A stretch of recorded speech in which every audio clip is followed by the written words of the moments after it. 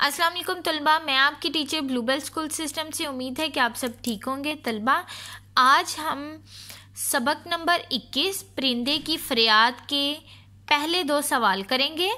चलें शुरू करते हैं, इनकी पढ़ाई करते हैं।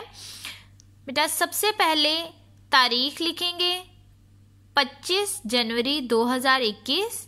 यहाँ आप लिखोगे जमात का काम, दिन है पीर का, सबक नंबर 21 परिंदे की फरियाद।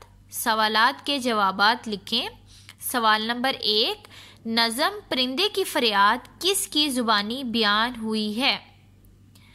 जवाब है इसका, ये नज़म परिंदे की ज़ुबानी बयान की गई है। ठीक हो गया बेटा।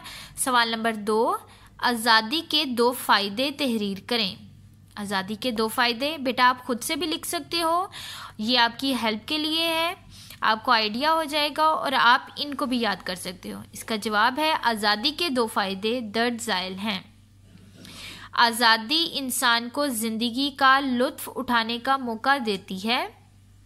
नंबर 2, आज़ाद इंसान और आज़ाद कौमें फ़ैसले आसानी से कर सकती हैं। ठीक हो गया बेटा। इसको आपने याद करना है, इन दोनों सवालात को आप याद करोगे, खुशखत करके आपने अपनी अपनी कॉपीज़ के ऊपर इसको लिखना है। अल्लाह हाफ़िज़।